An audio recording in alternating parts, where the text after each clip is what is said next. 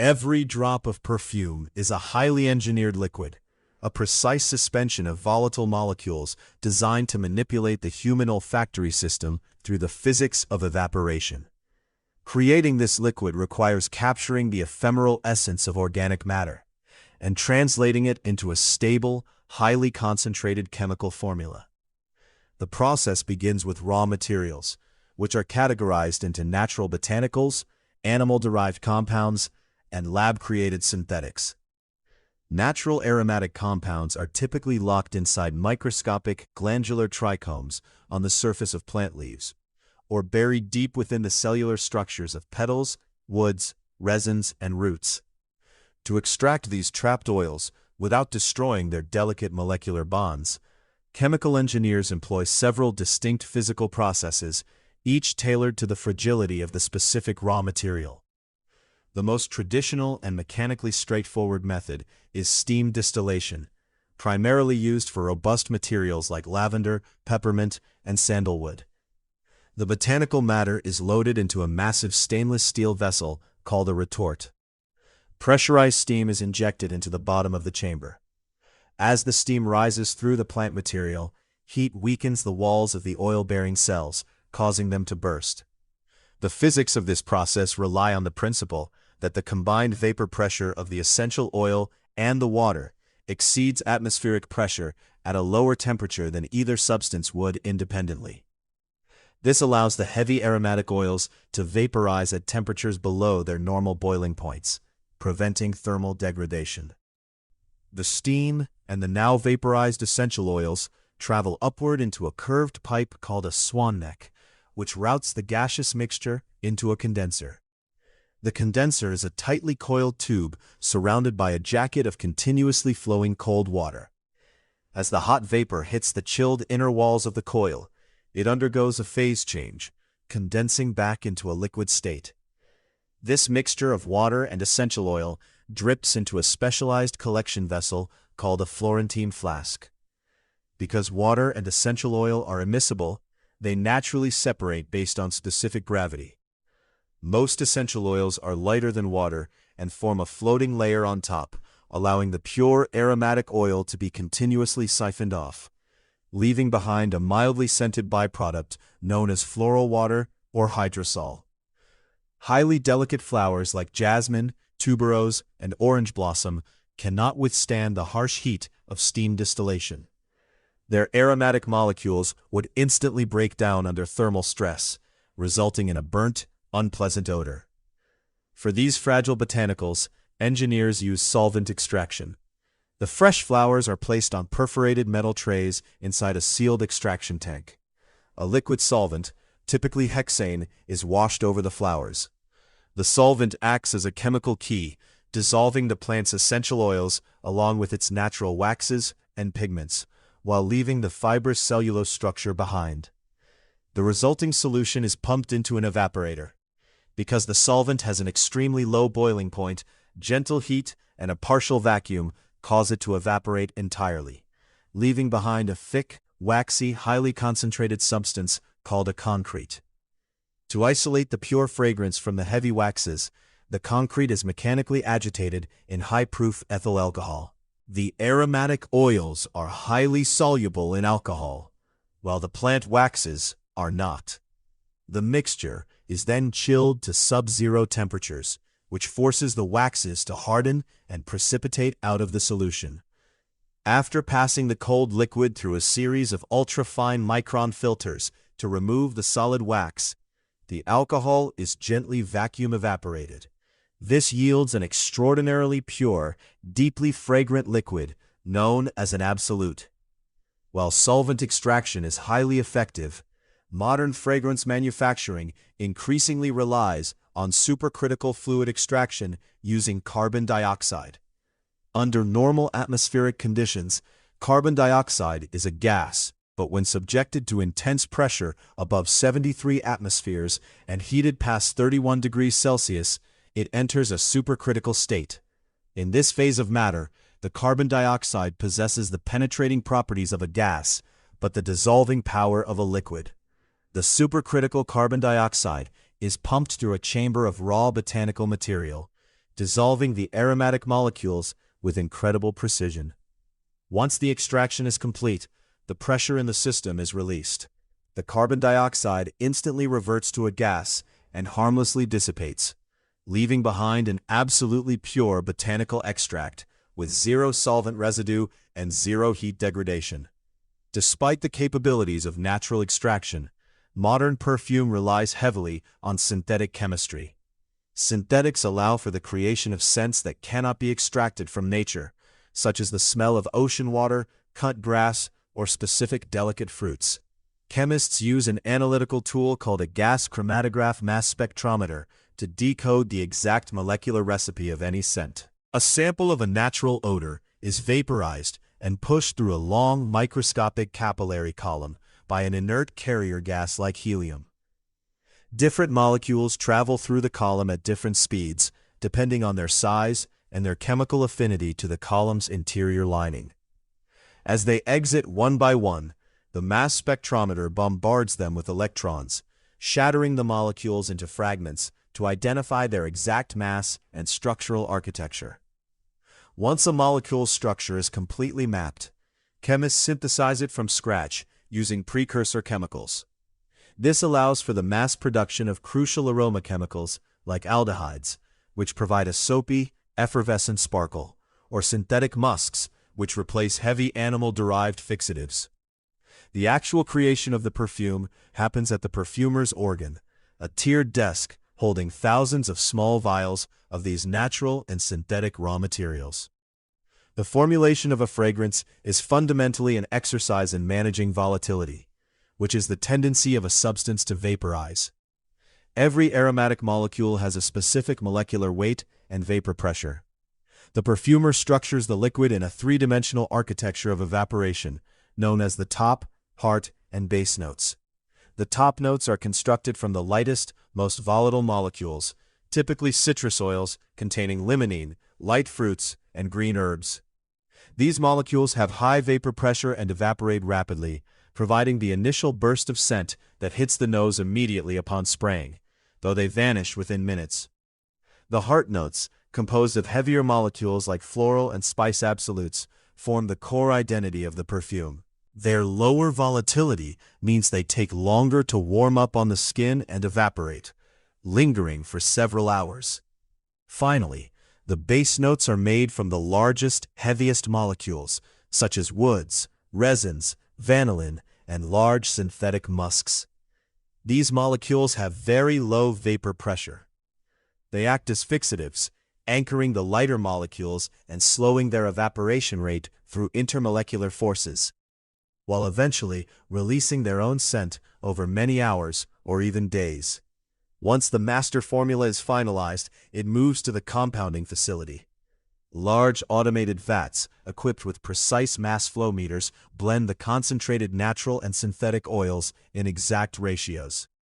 This raw blend of pure oils is entirely too powerful and thick to be used directly, so it must be diluted into a carrier, almost always high-purity, denatured ethyl alcohol, often mixed with a tiny percentage of distilled water. The alcohol serves a dual purpose. It dilutes the concentrated oils to a safe, wearable level, but more importantly, it acts as the chemical delivery mechanism for the fragrance. Alcohol has a much higher vapor pressure than water, meaning it evaporates rapidly when exposed to the heat of human skin, physically lifting the aromatic molecules into the surrounding air. After the alcohol and oils are mixed, the liquid must undergo a process called maceration, which is essentially a chemical aging period. The liquid is pumped into massive stainless steel vats and stored in a cool, dark room for anywhere from several weeks to several months. During maceration, complex chemical reactions occur. The alcohol and the various aromatic molecules undergo esterification, bonding and integrating to form a smoother, more rounded liquid. Harsh edges mellow out as the chemical components reach a stable thermodynamic equilibrium. After maceration, the perfume undergoes cold filtration. The vats are chilled to roughly -5 degrees Celsius. This sudden drop in temperature forces any remaining invisible plant waxes, heavy fats, or insoluble particles to clump together and precipitate out of the liquid. The chilled perfume is then forced through a series of microporous filters. This step is critical because any remaining particulate matter could clog the microscopic mechanisms of the spray nozzle or cause the perfume to look cloudy on a store shelf. The perfectly clear, aged perfume is then routed to the automated bottling line. The bottles themselves are manufactured from high-clarity glass, engineered to have perfectly uniform inner walls and a specific neck diameter to accommodate the atomizer. Filling machines use volumetric piston pumps to inject the exact amount of liquid into each bottle. Immediately after filling, the critical component of the entire delivery system is installed, which is the atomizer. The atomizer is a marvel of miniature mechanical engineering. It is a tiny spring-loaded piston pump that operates on the principles of fluid dynamics to transform a dense liquid into a fine, breathable aerosol mist. The assembly consists of a flexible plastic dip tube extending to the very bottom of the bottle, a one-way ball valve, a spring-loaded piston chamber, and a spray actuator featuring an extremely narrow nozzle. When the user presses down on the actuator, the internal spring is compressed, and the tiny piston pushes downward into the chamber. This downward stroke increases the pressure inside the chamber, forcing the small amount of liquid trapped inside up through the vertical stem and into the nozzle. Inside the nozzle is a microscopic swirl chamber, which is a series of converging channels that force the pressurized liquid to spin violently before it exits the final orifice. This intense rotational energy, combined with the sudden pressure drop as the liquid meets the outside atmosphere, shears the fluid into thousands of microscopic droplets, typically between 50 and 100 microns in diameter. When the user releases the actuator, the spring forces the piston back up.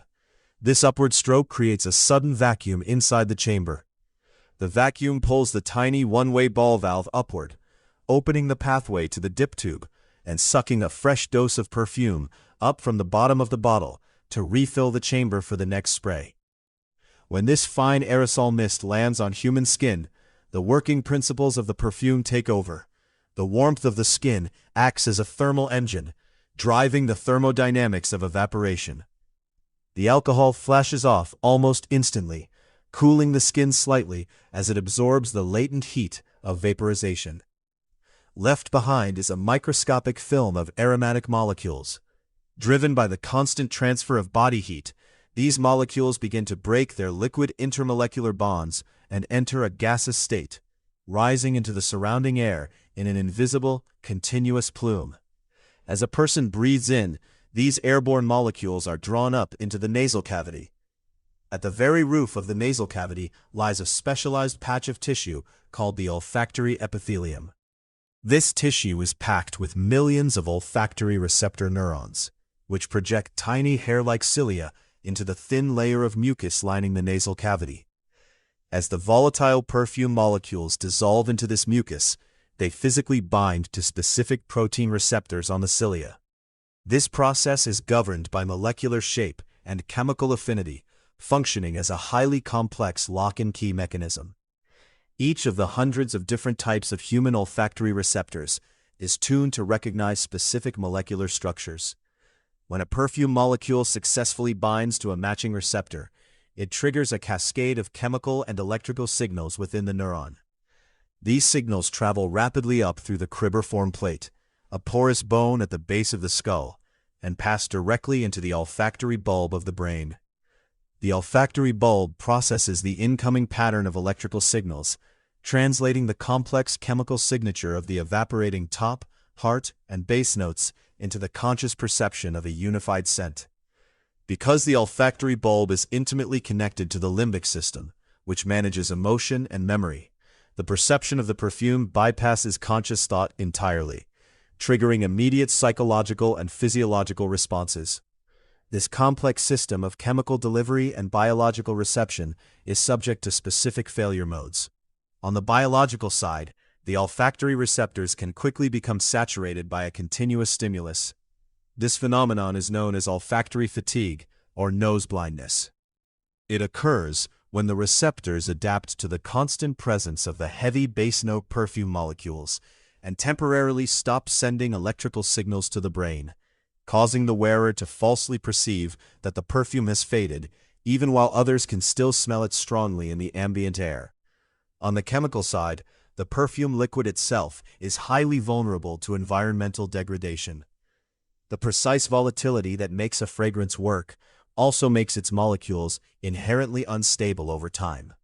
Exposure to ultraviolet light introduces high-energy photons into the liquid, which can break the delicate covalent bonds of the aromatic molecules, irrevocably altering their structure and ruining the scent profile. Similarly, exposure to atmospheric oxygen causes oxidation, where oxygen molecules strip electrons from the aromatic compounds, leading to a sour, rancid, or metallic odor. Heat accelerates all of these detrimental chemical reactions, causing the lighter top notes to literally degrade or evaporate within the sealed bottle. To combat these chemical failure modes, engineers design perfume bottles with thick glass walls that offer significant thermal mass to resist sudden temperature fluctuations. The glass is often tinted or coated with metallic layers to block damaging ultraviolet radiation from penetrating the liquid. The mechanical atomizer itself is permanently crimped onto the glass neck using heavy industrial machinery, and it is internally sealed with a synthetic rubber gasket to create a completely airtight environment. This vacuum-tight mechanical seal prevents oxygen from entering the bottle and stops the highly volatile top notes from slowly leaking out into the atmosphere, ensuring that the carefully engineered chemical architecture of the liquid remains perfectly suspended in time, entirely stable, and waiting for the precise moment the internal pump is activated.